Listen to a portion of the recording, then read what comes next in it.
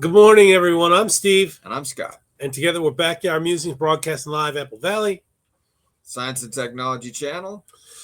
I've had a coughing spell. That's why Steve's I was laughing. having an asthma attack. If I keel over, Scott's going to take it to the finish line. So now we go from termites to worms. Right. A newly discovered velvet worm species is the first ever found in South Africa's arid Karoo region. In March 2022, Stellenbosch University student Rohan Barnard was exploring a farm in the Swartberg Mountains between Calitzdorp and Oudtshoorn, turning over rocks in search of ants, reptiles, and other small creatures. What a normal student would do. Yeah, maybe termites. Just, hey, let's see what's under here. During his search, he made the discovery of a lifetime. Hidden deep in the damp sand beneath a layer of leaf litter near a small river, he found a slate-black velvet worm. Okay. Aware of how rare these animals are, it's an animal. How did he know that?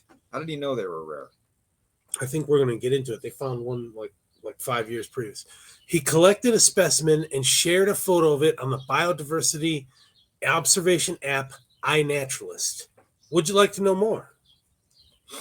Velvet worms trace their lineage back more than 500 million years. So I don't know how they calculate that. I don't know. Worm search? I don't know. Worm search. Shut up. Making them living relics of the Cambrian period. With soft bodies and non-jointed legs, they have remained largely unchanged over time, earning the nickname living fossils. At the time, Rohan had no idea he'd discovered a new species of velvet worm, now fittingly named Rohan's velvet worm, or, here we go, Parapatopus barnardi in scientific terms. Yeah, so it's he's after his name. After his name. Yeah, cool. after his name. Yeah, that is cool. That'll live on forever. Yeah. Quote, I had a basic knowledge of the Cape velvet worms, having found one for the first time on Table Mountain in 2019. So he must have been worm hunting. Now, Table Mountain, we have a Table Mountain. Isn't it right there? That's Quartzsite Mountain. Oh, it's Quartzsite. Table Mountain is up by Wrightwood. I'm sure I wasn't there. Right. It's got to be somewhere. Because he's South Africa. South Africa. Yeah.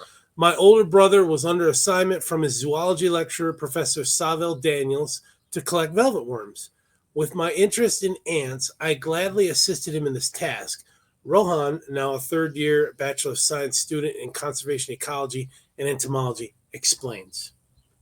What makes the discovery even more remarkable is that it is the first velvet worm species ever found in the Little Karoo. This suggests that the region was once more forested than it is today. Over time, prehistoric climate changes and increasing aridity cause the species to become isolated, eventually leading to its evolution into a distinct species, as in going away, right? I don't know why they say climate change. Why didn't they just say ice ages? And how do they know that? Just because they've only found like maybe one or two? Maybe there's only been a few. Maybe there's a velvet worm whisperer out there. Yeah, I know. Well, we're going to get into it, but there's a couple of questionable things about this article. But it's cool though. Hey, we're just the messengers, all right? Yeah. Don't shoot the messengers. Trying to figure out what they're doing here. So, according to Professor Daniels, an evolutionary biologist from SU's Department of Botany and Zoology, and one of South Africa's foremost specialists on velvet worms, it is utterly remarkable that such a prehistorical lineage is still around today. Like sharks, right? Sharks are mouthful of teeth. Yeah. Crocodiles too. After viewing this rare find on iNaturalist, he visited the same area in July 2022 and collected a paratype and another 9 specimens for analysis.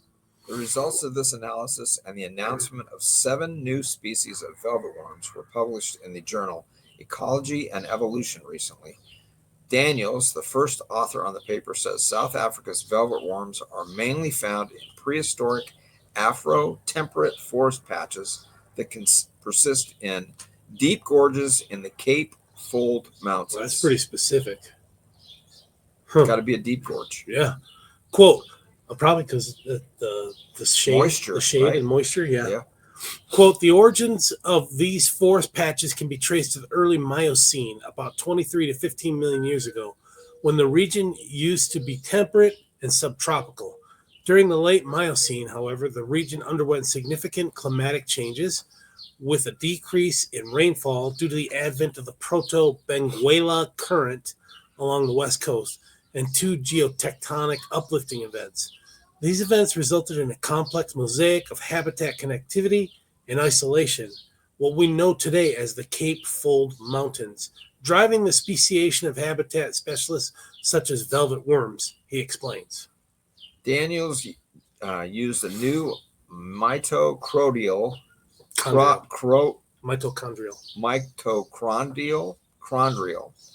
and nuclear DNA sequencing techniques, combined with morphological analysis and scanning electron microscopy.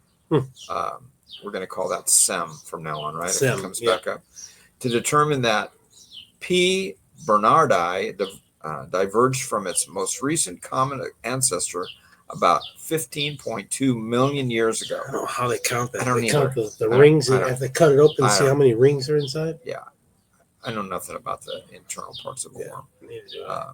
Another novel, other than they look cool when you squish them or put them on a bait hook, Another novel finding from the Cederberg Mountains, P.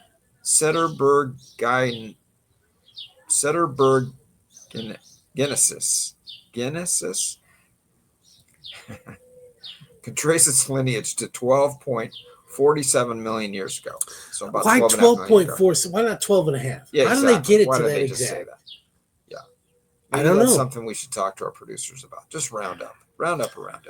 Daniel, and get rid of some of these words. Change the words. The people that we're talking to have no idea of these words that I'm butchering. Daniels welcomes the efforts of citizen scientists to share their findings on biodiversity apps. Quote, it is thanks to citizen science data that we were able to identify the new species. In the Cape Fold Mountains, we now know that every mountain peak has an endemic species. This suggests that in unsampled areas, there are likely to be additional novel diversity waiting to be found. Most importantly, though, it means that we must conserve these prehistoric forest fragments to limit extinction. To Rohan, it feels surreal to have such a fossil-like creature named after him, and I think that's cool. Mm-hmm. Right? It is incredible to realize that I've uncovered a living fossil. It is as if I have found a missing link that we did not even know about. It gives me hope that there is still so much left to discover. But it also makes me worried for the future, that we will lose animals and plants to extinction that we did not even know existed, he warns. It's like, what is that? What is that saying? What you don't know can't hurt you. Yeah. Pinch, poke, you owe me a Coke.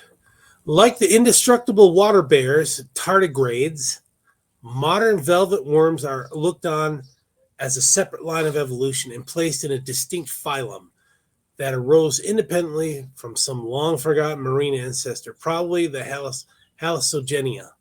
Fossils show that velvet worms have not changed much since they diverged from their ancient relatives about 540 million years ago. So I guess that tells me they found a fossil in a rock, and they compared it to this live thing, and they carbon dated the rock. That's A plus B equals C. I'm just piecing it together here. Okay. This means anisophorans have been living on Earth ever since what is called the Cambrian period of prehistory. Today, modern velvet worms live on land and are found only in damp, moist habitats in areas that were originally part of the ancient supercontinent Gondwana. So my underpit is moist and dark, and damp. Especially this time of year, right? Especially. So I wonder if I've got some of those in my underpit. Let's hope not. Let's hope not. At least not 540 million years old. Thanks for joining us, folks. We'll talk to you later. Take care. That was a good ending, man.